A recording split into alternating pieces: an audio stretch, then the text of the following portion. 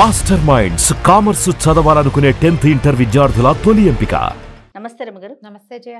రమగారు, బాగా తెలివిగా ఉన్నవారు వాళ్ళ స్టోరీలు చెప్తూ ఉంటారు కదా.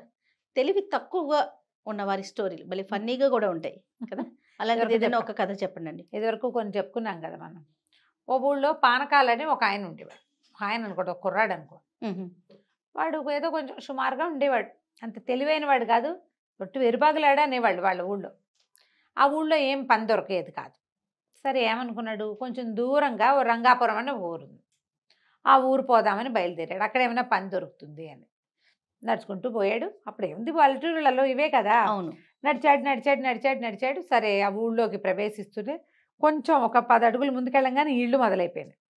ఊర్లలో గమనించండి, ఊళ్ళోకి వెళ్ళగానే మనకేమి ఇళ్ళు వాకిళ్ళు కనపడవు. అవుట్స్కట్స్లో సిటీస్లో లాగానే ఖాళీగా ఉన్నట్టుండి ఒక దారి దాటిన తర్వాత అప్పుడు ఇళ్ళు మొదలు కనిపిస్తుంది. కొంచెం తొందరగానే ఇళ్ళు ఉన్నాయి. ఓ ఇంటి వాకిట్లో ఒక ఆయన ఓ దున్నపోతుని తోకపుచ్చుకుని దాని వెనకాల తిరుగుతూ అది అటు ఇటు గింజుకుంటుంటే, ఈయనవే తొందరగా ఈయనవే అని దాని వెనకాల పెడుతున్నాడు. దున్నపోతు అది దున్నపోతూ అదేమో తోక విదిలించుకుంటూ తన్నడం గిన్నడం చేయటల్లా పాపం. తోక విదిలించుకుంటోంది, అటు ఇటు ఇటు ఇటు తిరుగుతోంది. ఎప్పటికీ ఇంతవే 100 రూపాయలు పోసుకొన్నాను నేను నిన్ను, నీ మొహమండా అని తిడుతున్నాడు దాన్ని. అక్కడి నుంచి ఆ తోక విదిలించుకోవడానికి ట్రై చేస్తోంది. ఇది చూస్తున్నాడు. వీడికి చూస్తూ వాళ్ళకి అప్తే రేపు ఎంతుంది ఏమిటి అని చూస్తున్నాడు. వీడి తెలివితేటలు అవి. అక్కడి నుంచి ఏం చేశాడు, ఛీ నీతోటి ఇట్లా కాదు, నిన్న రాత్రే నువ్వు పిల్లని పెడతావని చెప్పాడు నిన్ను నమ్మినవాడు. పెట్టలేదు నువ్వు, ఇవాళ కూడా పెట్టట్లేదు. పద నీ సంగతి చెప్తా అని ఆ దున్నపోతూ పలుపు వెప్పుకుని బయలుదేరాడు. అదేమిటో వ్యవహారం చూద్దామని ఈ పానకాలు వీడు ఏ పని మీద వచ్చాడు, పని కోసం వచ్చాడు. తన దారిని దాన్ని పోవాలా, పోకుండా ఈ దున్నపోతు వెనకాల నడుచుకుంటూ పోయాడు.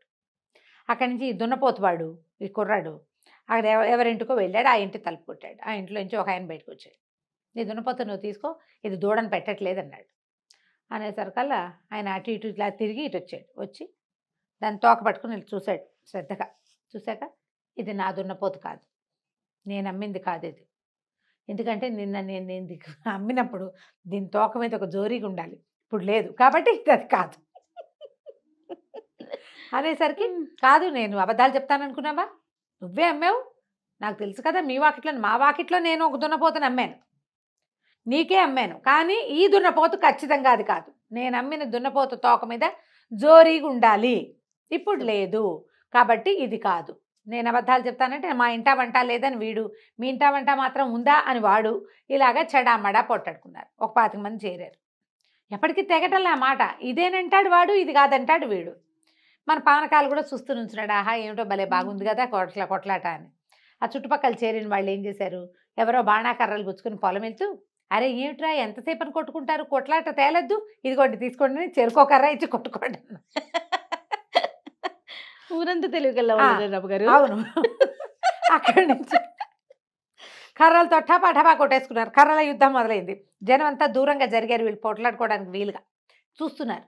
ఇంతలో ఏమైంది, సగం కొట్లాట అయిన తర్వాత ఎవరికి దెబ్బలు తగలకుండానే ఈ కర్రలు కాస్త పుట్టుకుని విరిగినాయి. కత్తులు అయితే విరగవు, అదే కదా. కర్రలు విరగవు, కొట్టేసుకుంటే విరిగేసరికి ఆ కర్రలు ఇచ్చిన వాళ్ళు ఉన్నారు. అవురవరా ఫోన్లే మీరు కొట్లాడుకుంటున్నారు కదా, వీలుగా ఉంటుందని కర్రలు ఇస్తే మీరు కర్రలు కాస్త విరిచేసారా, మీ సంగతి చెప్తామని ఆ వాళ్ళు రే కొట్టండ్రా వెళ్ళిన అందరూ కలిసి దుమ్ములో పొరలాడి చిచ్చిత కొట్టేశారు ఇద్దరిని. అక్కడి నుంచి వీడు వాడు లేచి చూసుకున్నారు. అందరు వెళ్ళిపోయారు. ఊళ్ళంతా దుమ్ము, ఎట్టంతా దుమ్ము. సరే ఇళ్ళకెళ్ళి స్నానాలు చేసి మంచి బట్టలు కట్టుకుని వచ్చి మళ్ళీ నుంచున్నారు. నుంచుని మన గొడవ ఇట్లా తేలదు, దూడేస్తుందని దున్నపోతు నమ్మావు, ఆ దున్నపోతు ఎప్పటికీ పిల్లని పెట్టట్లా, దీతాగా దా మీద మనం వెళ్దాం పంచాయతీ. వీళ్ళందరూ మన కొట్టారని చెప్పాలి కదా మరి అని చెప్పి గ్రామాధికారి న్యాయాధికారి దగ్గరికి వెళ్ళారు. ఈ పానకాలు వీళ్ళు స్నానాలు చేసి వచ్చేదాకా నుంచున్నాడు. ఈ తగాదా తేలాలి, వాడికి అర్థం కావాలి ఏం జరుగుతుందో. వీడు కూడా పోయాడు అక్కడికి. గ్రామాధికారికి చెప్పారు, ఇలా దున్నపోతుని అమ్మాడండి, నేను కొన్నానండి. వీడేమో ఆ దున్నపోతు ఈయన దున్నపోతు ఒకటి కాదంటున్నాడు, దాని మీద చుండిగా ఉండాలట జోరీగో, అదేమో ఇప్పుడు లేదు కాబట్టి మేమిద్దరం కొట్టుకుంటున్నాం. మేము కొట్టుకుంటుంటే ఊళ్ళో వాళ్ళు వచ్చి మాకు చెరుకోకర్ర ఇచ్చారండి, కర్రలు కాస్త విరిగిపోయాయండి, మా కర్రలు విరిచేస్తారని వాళ్ళంతా మమ్మల్ని దుర్ముల్లో పొరలాడించి కొట్టారండి. రంగయ్య, భూషయ్య, రామయ్య, సిద్ధప్ప అని 10 పేర్లు చెప్పారు. గ్రామాధికారి కొళ్ళు మండిపోయింది. ఏరా వెధవల్లారా, వాళ్ళు కొట్టారని చెప్తున్నారా, ఏది మీరు ఇంత శుభ్రంగా ఉన్నారు, ఇలాంటి తీర్పులు నేను చెప్పాను, అరే వీళ్ళిద్దరిని చితకొట్టేయండి రా అని.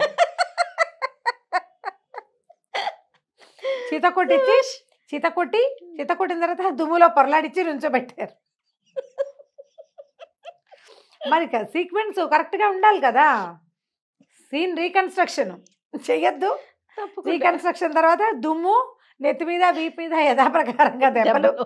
స్నానం చేశాక కొంచెం రిలాక్స్ అయ్యారు, మళ్ళీ పడ్డాయి దెబ్బలు. నుంచినాక ఇప్పుడు చెప్పండి మీ సంగతి ఏంటో. ఇప్పుడు కరెక్ట్గా సీక్వెన్స్ కరెక్ట్ కాదు, వీళ్ళిద్దరు మొహాలు చూసుకున్నారు. ఇప్పుడు ఒట్టిగా తన్నులు తిన్నావు. దున్నపోత సంగతి చెప్తే ఇంకెన్ని తన్నులు తినాల్సి వస్తుందో తీర్పు కోసం. వద్దులే వెళ్ళిపోదాం అనుకున్నారు, సైకిల్ చేసుకున్నారు. సరేలే ఏం చేస్తామని ఎవరి దారిని వాళ్ళు బయలుదేరారు.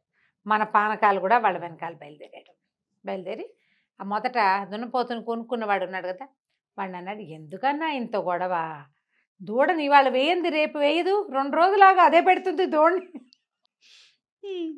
దున్నపోత అనగా ఏముంది, దూడని పెట్టక అదేం చేస్తుంది, రేపో ఎల్లుండో పెడుతుందిలే, అనవసరంగా ఇంత గొడవ చేసుకుని దెబ్బలు తిన్నావు నువ్వు అనేసరికల్లా వాడు సంతోషించాడు. చాలా మంచివాడివిరా నువ్వు, నాకు మంచి ఐడియా చెప్పావు, ముందే చెప్పుంటే అసలు ఈ కొట్లాటకు వెళ్ళకపోయేవాడిని, ఇంకో 2 రోజులు చూసేవాడిని, దానికి ఏమైనా పని కావాలంటే నేను చూపిస్తానని ఈ మహా తెలివైన పానకాలను కూడా పెంపడముచ్చుకుని తీసుకుపోయాడు. ఆ ఊళ్ళో వాడికి తప్పకుండా పని దొరుకుతుంది, అంతే కదా, అందరూ మహా తెలివైన వాళ్ళు కదా. బాగుంది. తెలివిగల్ల వాళ్ళ కథలు. ఇప్పుడు ఏంటంటే అవతల వాళ్ళని ఫూల్స్ని చేయటం కష్టం, అందరూ ఫూల్సే అయితే ఏముంది. ఇలా ముల్లా నసరుద్దీన్ కథ కూడా ఒకటి ఇలాంటిది ఉంటుంది. ఆయనకి గాడిదలు ఉన్నాయట నసరుద్దీన్కి. పక్కింట్లో వాళ్ళు ఎవరో ఒక ఆయన మన ఇంట్లో ఏదైనా 2-3 బళ్ళు ఉన్నాయి అనుకో, పక్క వాళ్ళకి అవసరం వస్తే మీ బండి తాళాలు ఇవ్వండి అని అడగరు. అవును. కంచర్ గాడిదలు 2-3 ఏమో బయటికి పంపించేశాడు, వాళ్ళ అబ్బాయి వాళ్ళు వేసుకెళ్ళిపోయారు. ఒక్క గాడిదను పక్కింటి ఆయన వచ్చి, ముల్లా గారు నేను బయటకు వెళ్ళాలి, మీ గాడిదని కొంచెం అరివిస్తారన్నాడు. లేదు మా ఇంట్లో మా గాడిద అన్నాడు. ఇలా 2-3 సార్లు మాట్లాడుతుంటే అందరూ మాట్లాడుతున్నారు, గడ్డి ఏమైనా తెచ్చారని ఆ పక్కన సందులో కట్టేసిన కంచర్ గాడిద ఓనర్ పెట్టంగానే ఆయన అడిగట, అదేంటండి మీరు గాడిద లేదన్నారు, మీ గాడిద అరుస్తుందంటే నువ్వు ముల్లాని నమ్ముతావా గాడిదని నమ్ముతావా అని అడిగట ఆయన. ఎవరిని నమ్ముతావు, అదే కదా. అప్పుడు ఆయన ఇంకేం అనలేకపోయాడు, ఆయన తెలియదు వెళ్ళిపోయాడు. ఇలాగే ఉంటాయి కథలు తెలివి తక్కువ వాళ్ళకి. చాలా బాగుంది. ఎక్కడో చెప్పండి రమ్మగారు, వెళ్ళొద్దాం ఒకసారి. మన కూడా అలా చేసేస్తారు వాళ్ళు. రైట్ అండి, నమస్తే. నమస్తే.